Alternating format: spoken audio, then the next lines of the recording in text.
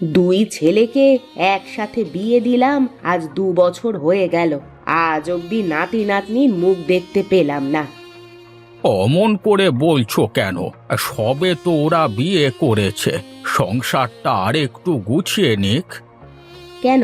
আমাদের বিয়ের 2 বছরের মাথায় তো আমাদের 2 ছেলে হয়ে গিয়েছিল। আজকালকার ছেলেমেয়েরা যে কি বোঝে! তা তুমি বৌমাদের সাথে একটু কথা বললেই তো পারো, তাহলেই বোঝা যাবে ওরা কি চায়। আমি ওদেরকে কি বলবো বলো তো? যদি না বোঝে তাহলে কি আর আমার বলাতে কাজ হবে? ওদের সংসার ওরা ওদের মতো করেই করুক। আমরা দুই বুড়ো বুড়ি ওদের সংসারে নাক না গলানোই ভালো। তুমি কেমন কথা বলছো? ও পাড়ার নগেনের ছেলে নাতিকে নিয়ে রোজ সকালে চায়ের দোকানে চা খেতে আসে, আর ওই নগেন আমাকে দেখে টিটকারি মারে। মন খারাপ করো না গো, ওপরওয়ালা আমাদের কপালে যা লিখেছেন তাই হবে। হ্যাঁ, কি আর করবার আছে, ওপরওয়ালার দিকে চেয়ে বসে থাকা ছাড়া। ভাই, অনেক কাজ করা হয়েছে, চল চল বাড়িতে চলে যাই। দাঁড়া ভাই দাঁড়া, আর একটু কাজ বাকি আছে, এটুকু সেরে একেবারে বাড়ির দিকে যাব। বড্ড ক্ষুধা পেয়েছে রে ভাই, এই ক্ষুধা নিয়ে আর কাজ করা সম্ভব না। তোর বাকি কাজ বিকেলে একসাথে করা যাবে। চল চল, দেখি বাড়িতে চল। আচ্ছা ঠিক আছে ভাই, চল তাহলে বাড়িতে যাই। বিকালে আবার আসবি তো? আসবো, এখন বাড়িতে চল।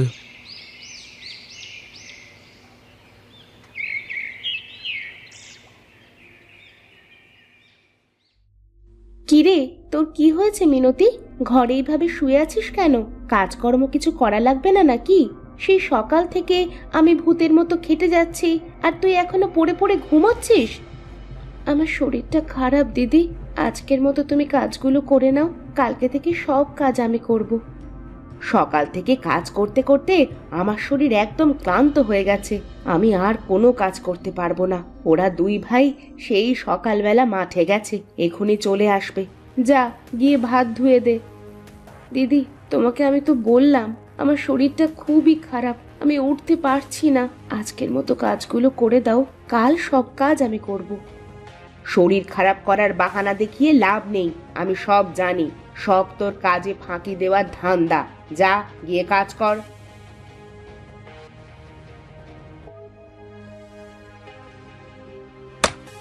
কি রে, আবার নতুন নাটক শুরু করলি নাকি? ওঠ, তাড়াতাড়ি ওঠ বলছি। আরে আরে, কি হয়েছে কি? মিনতি মাটিতে পড়ে আছে কেন? দেখো না, ও বিছানা থেকে পড়ে গিয়ে আর কথা বলছে না। তুমি কেমন মানুষ বৌদি? ও বিছানা থেকে পড়ে অজ্ঞান হয়ে গেছে, আর তুমি কিনা ওকে না তুলে বলছো ও নাটক করছে? আহা, সেসব কথা ছাড়, আগে মিনতিকে তুলে বিছানার উপর শুইয়ে দে, আমি বৈদ্যমশাইকে ডেকে আনি।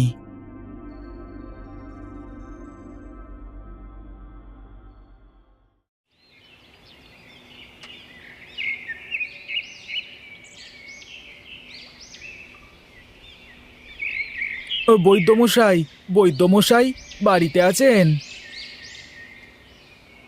হিরে বাছা, কি হয়েছে তোর? এত ডাকাডাকি করিস কেন? আমার সঙ্গে একটু আমার বাড়িতে চলুন। কেন রে, তোর বাড়িতে আবার কার কি হয়েছে? আমার ছোটটার বউ হঠাৎ মাথা ঘুরে পড়ে অজ্ঞান হয়ে গেছে, আপনি একটু তাড়াতাড়ি চলুন আমার সাথে। ঠিক আছে ঠিক আছে, তুই দাঁড়া, আমি ঘরের মধ্য থেকে আমার ঝোলাটা নিয়ে আসি।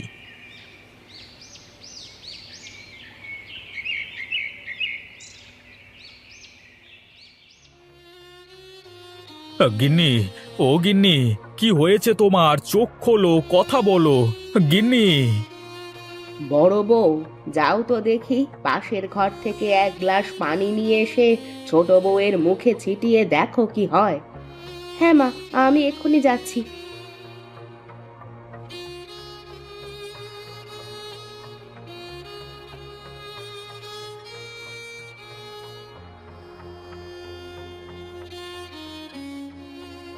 এই নিন মা পানি। এই তো মা, মিনতি চোখ খুলেছে। ওগো, তুমি ঠিক আছো তো? এখন কি একটু ভালো লাগছে তোমার? আহ, আহ, কি হয়েছিল আমার? তোমরা সবাই এখানে কি করছো?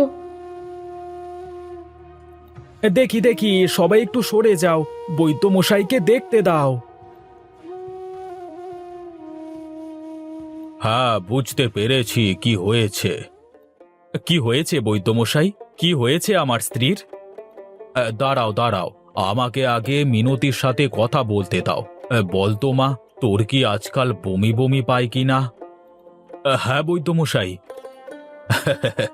কোনো চিন্তা করিস না, এই সময় একটু আধটু এমন হয়। মানে, আমি তো আপনার কথা কিছুই বুঝতে পারছি না। আমাকে একটু খুলে বলবেন কি হয়েছে আমার বউয়ের? তুই বাবা হতে চলেছিস। সত্যি বলছেন আপনি বৈদ্যমশাই? আপনি সত্যি বলছেন? হ্যাঁ রে, আমি সত্যি বলছি। আমি এখন আসি, তোর বউয়ের খেয়াল রাখিস কেমন? অবশেষে ওপরওয়ালা মনে হয় আমাদের দিকে মুখ তুলে তাকিয়েছেন। আমাদের মনের আশা এবার পূরণ হতে চলেছে। হ্যাঁ, কিন্তু আমার একটা চিন্তা হচ্ছে বুঝলে। তোমার আবার কিসের চিন্তা হচ্ছে এখন? বড় বৌমার সাথে আমাদের ছোট বউয়ের তো একদম পড়ে না।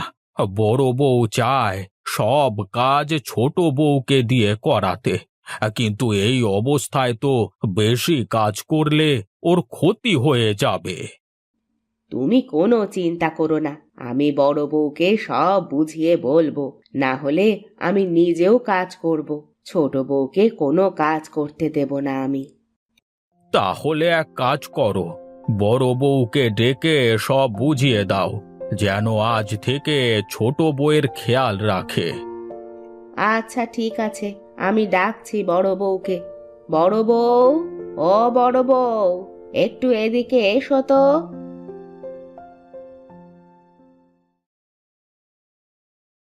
কি হয়েছে মা, আমাকে ডেকেছেন? হ্যাঁ রে মা, ডেকেছি। আয়, আমার পাশে বস। দেখ মা, তুই তো জানিস যে মিনতি অন্তঃসত্ত্বা। এই সময় ওর খেয়াল রাখা অনেক জরুরি। ও তো তোর ছোট বোনের মতো, তাই মিনতির খেয়াল রাখা এখন তোর দায়িত্ব। আচ্ছা মা, আপনি কোনো চিন্তা করবেন না। আমি আজ থেকে বাড়ির সব কাজ করব আর মিনতির খেয়াল রাখব। আচ্ছা মা, তুই এখন যা তাহলে, ঘরে গিয়ে খেয়ে দে শুয়ে পড় গিয়ে। আচ্ছা ঠিক আছে মা।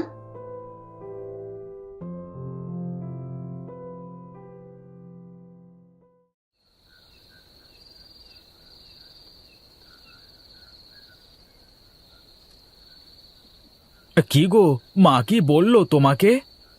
কি আর বলবেন, বললেন কালকে থেকে সব কাজ আমাকে করতে আর মিনতির খেয়াল রাখতে। এতে মন খারাপ করবার কি আছে? আহ, মিনতি তো তোমার ছোট বোনের মতো, ওর খেয়াল রাখা তোমার দায়িত্ব। আমি এই বিষয় নিয়ে মন খারাপ করছি না, আমার তো অন্য বিষয় নিয়ে মন খারাপ হচ্ছে। কোন বিষয় নিয়ে মন খারাপ হচ্ছে আমাকে বলো তো। আমাদের বিয়ের আজ 3 বছর হয়ে গেল, কিন্তু আমাদের কোনো সন্তান নেই। আর মিনতির বিয়ের 1 বছর পার হতে না হতেই ও মা হতে চলেছে। তুমি চিন্তা করো না গিন্নি, ওপরওয়ালা আমাদের দিকে মুখ তুলে তাকাবেন।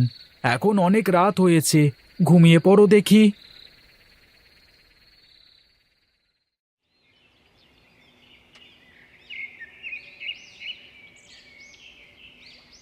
গিন্নি, আমি ঘরে গেলাম, আমার জন্য এক গ্লাস পানি নিয়ে এসো।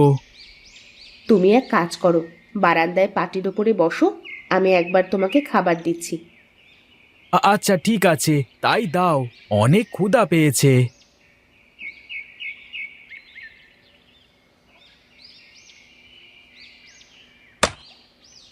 ও, মরে গেলাম, বাঁচাও, বাঁচাও আমাকে। ও, ও। আরে আরে আরে, কি কি হলো তোমার? পড়ে গেলে কেন? কি হয়েছে তোমার গিন্নি? গিন্নি, গিন্নি কথা বলো। কি রে দাদা, কি হয়েছে ভাবির? দেখ না, কলের ওপরে পড়ে গিয়ে আর কথা বলছে না তোর ভাবি। ভাবিকে তুলে ঘরে নিয়ে যাও, আমি বৈদ্যমশাইকে ডেকে নিয়ে আসছি।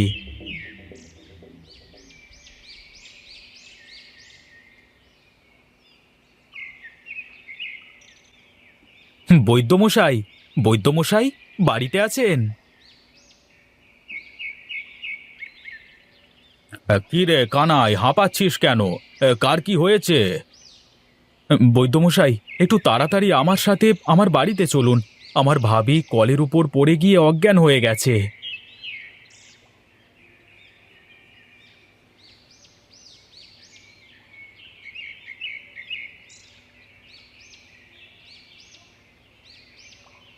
দেখি দেখি, সবাই সর। হে ওপরওয়ালা, এখন কি হবে মেয়েটার? কেন? আপনি এমন কথা কেন বলছেন? কি হয়েছে আমার বউয়ের? আমার বউ কি আর বাঁচবে না? তোমার বউ বাঁচবে, কিন্তু পেটে গুরুতর আঘাত পাওয়ার কারণে তোমার বউ আর কোনো দিনও মা হতে পারবে না। এ কি বলছেন আপনি? না, এ হতে পারে না।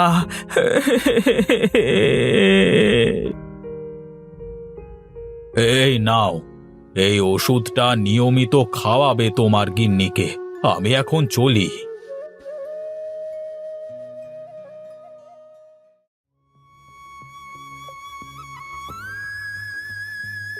কি গো ভাবি, তুমি মন খারাপ করে বসে আছো কেন এখানে? বৈদ্য মশাই বলেছেন আমি আর কখনো মা হতে পারবো না। একটা মেয়ে যদি মা ডাক শুনতে না পারে, সেটা তার জন্য কতটা কষ্টের সেটা শুধু সেই মেয়েটাই জানে। আমার ছেলেটাকে কোলে নাও তো দেখি। আজ থেকে তুমি আমার ছেলেকে মানুষ করবে, তাহলে বড় হয়ে আমার ছেলে তোমাকে মা বলে ডাকবে। না, তা হয় না। তোর বাচ্চা আমি নিতে পারবো না। আমি সবার সাথে কথা বলেছি, আর সবার মত অনুসারে এই বাচ্চা আমি তোমাকে দিয়ে দিলাম। আজ থেকে তুমি ওর মা। কিন্তু একদিন না একদিন তো সত্যটা সামনে আসবেই। তখন কি হবে? কি আর হবে, এক বাচ্চার দুই মা হবে, বড় মা আর ছোট মা।